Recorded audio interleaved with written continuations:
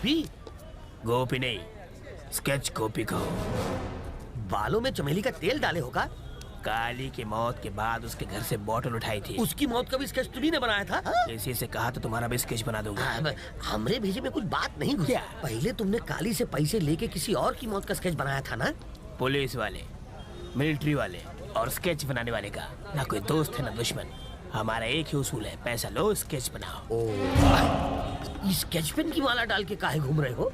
हर sketch pen की कहानी है तो सुनाओ। अगर हर स्केच पेन से मैं स्केच करूँ तो हाथ काट देता हूँ। अगर काले वाले से स्केच करूँ तो समझो आदमी की टांगे गई। और जब लाल स्केच पेन से स्केच करता हूँ तो सर धड़ से अलग समझो। गोपी, तुम अपनी टैलेंटवा से ढेर सारा रुपया कमा सकते हो, फिर भी ये उधार के स्कूटर पे घूम रहे हो। ये स्कूटर मेरा है। तो चला कौन रहा था? मेरा ड्राइवर। स्कूटर चलाने के लिए भी ड्राइवर?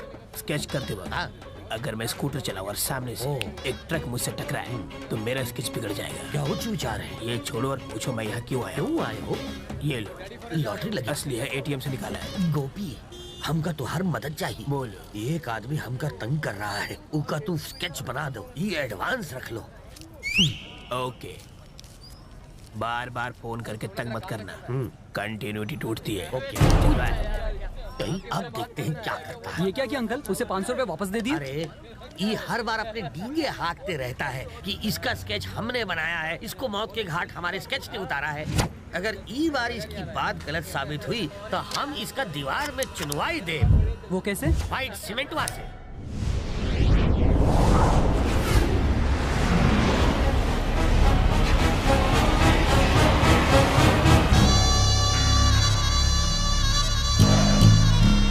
तो शंकर, तुम्हें क्या लगता है कि अपने भाई की मौत के बाद तुम बहुत बड़े डॉन बन गए हो? सुनने में ये आया है कि विजय कृष्णा ने कातिलों को ढूंढकर सबके सामने मारने की कसम खाई है। अगर उसे पता चल गया कि तुमने अपने भाई को मरवाया है, तुम बचोगे नहीं।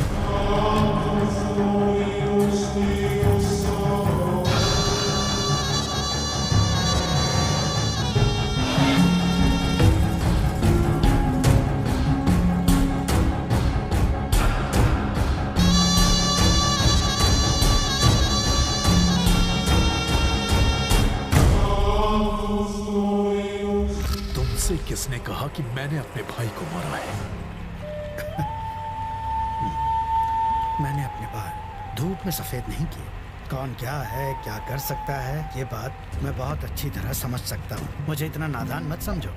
खैर, ये सब जाने दो शंकर, बस मेरी बात को ध्यान से सुनो। इस शहर में विजय कृष्णा का नेटवर्क बहुत ही कमाल का है। जानते हो, वो तुम्हारे भाई के 2 कातिलों को ढूंढ के उन्हें मार तक चुका है। अगले कातिल को भी वो बहुत जल्दी ढूंढ लेगा। अगर उसने उसकी आंखों में आंखें डालकर पूछा कि काली को किसने मरवाया है और उसने बता दिया कि तुम उसकी मौत के लिए जिम्मेदार हो, तो ये विजय कृष्णा दंदनाता हुआ तुम्हारे घर में घुस के बिना किसी सवाल जवाब के तुम्हें मौत के घाट उतार देगा। उसे रोकने का कोई तरीका? देखो बेटा शंकर, तुमने जितने पटाखे फोड़े हैं, मैंने उससे कहीं ज्यादा दिवालियां मनाई हैं। अगर तुम चाहते हो कि विजय कृष्णा के हाथ तुम्हारे गले से दूर रहें, तुम्हें खुद को उसकी पहुंच से काफी ऊपर उठाना होगा। और ये करने का सिर्फ एक ही तरीका है, राजनीति। मुझे पॉलिटिक्स का कोई शौक नहीं। जिंदा रहने का तो है। आओ, बैठो। शंकर, सबसे पहले तुम्हें वर्कर्स और स्टूडेंट यूनियंस के साथ एक मीटिंग करनी होगी। उन्हें भरोसा दिलाना है कि उन्हें तुम्हारे साथ की बहुत जरूरत है। उन्हें धमका के नहीं, बल्कि दिल जीत के अपनी तरफ करो। तुम खुद उन सब की ताकत बनो। और अब बताता हूं आगे का प्लान। धर्म के नाम पर प्रांत को ढाल बना के हम जनता को उकसाएंगे, और इसके लिए हमें शहर की 25-30 बसों को तोड़ना होगा। कम से कम 100 दुकानों में आग लगानी होगी। इससे शहर में दंगे शुरू हो जाएंगे और फिर तुम्हें सारी जनता का प्रतिनिधि बनकर अकेले इस सब के खिलाफ आवाज उठानी होगी। इससे दूसरे दलों और मेरी पार्टी ऑफिस में खलबली मच जाएगी और फिर बैठे बिठाए तुम्हारे हाथों में ताकत आ जाएगी। इस तरह होगी इसकी पॉलिटिक्स में ग्रैंड एंट्री। क्या कहते हो वकील? पियो पियो, तुम्हारी नई जिंदगी की शुरुआत के नाम। बात करके देखता हूं। आप सब जानते हैं, जब भैया जिंदा थे तो वो आप सबका ख्याल बिल्कुल अपने परिवार की तरह रखते थे। विजय कृष्णा ने उन्हें अपने भाई की शादी में बुलवाकर मरवाया और हम सबको अनाथ बना दिया। लेकिन घबराओ मत, अब मैं आप सबका ख्याल रखूंगा, आपके बारे में सोचूंगा, और अगर मुझे आपकी यूनियंस का साथ मिला तो पॉलिटिक्स में भी कूद पड़ूंगा। अगर आपने मुझे जिताया तो मैं वादा करता हूं कि मैं आपकी यूनियंस के लिए लड़ूंगा, आपकी यूनियंस को बहुत ताकतवर बना दूंगा। भैया के जाने के बाद हम सब बिखरे नहीं हैं, हम सब एक हैं, एक। मेरी बात सुनो शंकर, मुझे नहीं पता तुम दोनों के बीच क्या झगड़ा चल रहा है, पर इतना जरूर जानता हूं कि अगर हमें कोई परेशानी होती तो हम काली भाई के पास जाते। वक्त होता तो भाई खुद आते, वरना विजय कृष्णा को मदद के लिए भेजा करते थे। अब वो नहीं रहे तो तुम पॉलिटिक्स की बात कर रहे हो। हर जगह ये अफवाह है कि विजय कृष्ण ने काली भाई का खून करवाया है। जब तक हमें सच का पता नहीं चलता, आप हमें अपने तरीके से काम करने दीजिए शंकर जी। आपने अपना प्लान हमें बता दिया, हम जाकर अपने साथियों से इसके बारे में बात करेंगे। सबका जो फैसला होगा आपको बता दिया जाएगा। अब हम चलते हैं।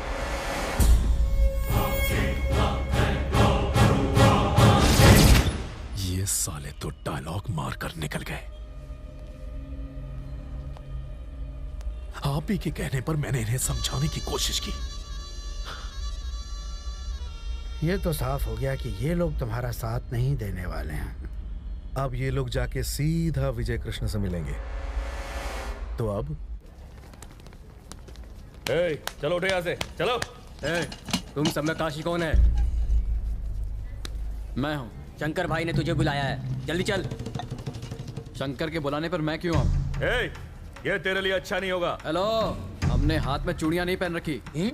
हम सबका लीडर शंकर नहीं है, विजय कृष्णा है। जाके बोल दो उसे।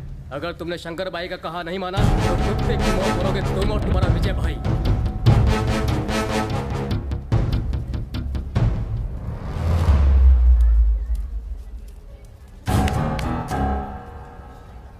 यहाँ से निकल जाओ वरना छोड़ूंगा नहीं।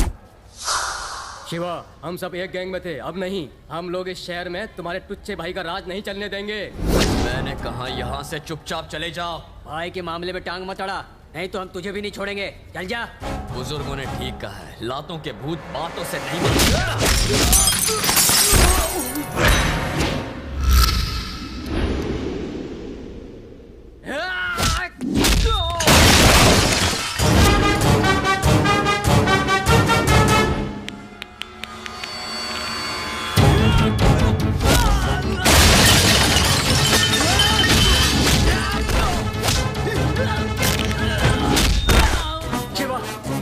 शंकर भाई को पता चला ना तो तुझे छोड़ेंगे नहीं। मैं किसी के बाप से नहीं डरता।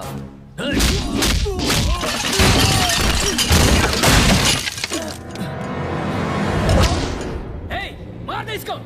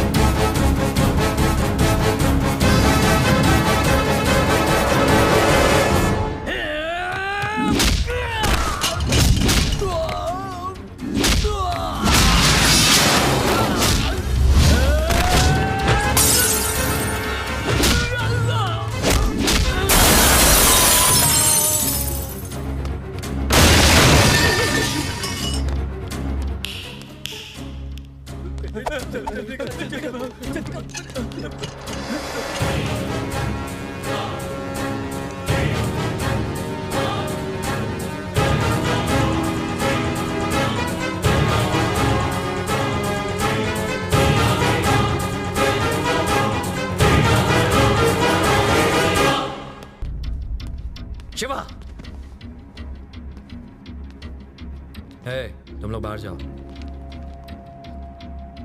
शिवा, तुमने कॉलेज में शंकर के आदमियों को क्यों मारा? भैया, वो मेरे कॉलेज में आकर आपको भला बुरा कह रहे थे और आप पूछ रहे हैं मैंने उन्हें क्यों मारा? तुम्हें हम दोनों के बीच पड़ने की कोई जरूरत नहीं है शिवा। ये बात कान खोल कर सुनो तुम। शिवा, हमारे पिता की मौत यूनियन के झगड़े की वजह से हुई थी। उस वक्त काली भाई ने ही मुझे सहारा दिया। उन्हीं की वजह से मैं ऐसी जिंदगी जी रहा हूँ। उन्हें इज्जत देने के लिए मैं कभी उन्हें मना नहीं कर सका। मेरे पास और कोई रास्ता नहीं था। पर तुम इस लफड़े में क्यों पड़ते हो? मैं मजबूर था शिवा। तुम सिर्फ पढ़ाई करोगे, ये सब मैं संभाल लूंगा। समझ गए? अब जाओ।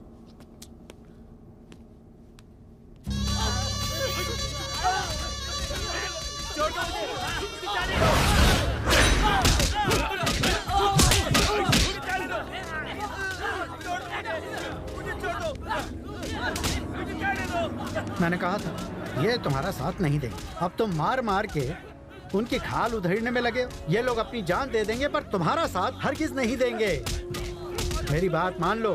विजय ना बड़े आराम से इन सबको अपने कब्जे में कर लेगा और फिर हम लोग यहाँ बैठ के भजन कीर्तन करेंगे। हरे रामा हरे कृष्णा हरे रामा। लोग आके चढ़ावा चढ़ाएंगे। इन सब के साथ से ही तुम्हारी ताकत बढ़ेगी। तुमसे तो बात करना दीवार से सर मारने जैसा है। ना कुछ बोलते हो ना कुछ करते हो। अरे सोचो, कुछ सोचो।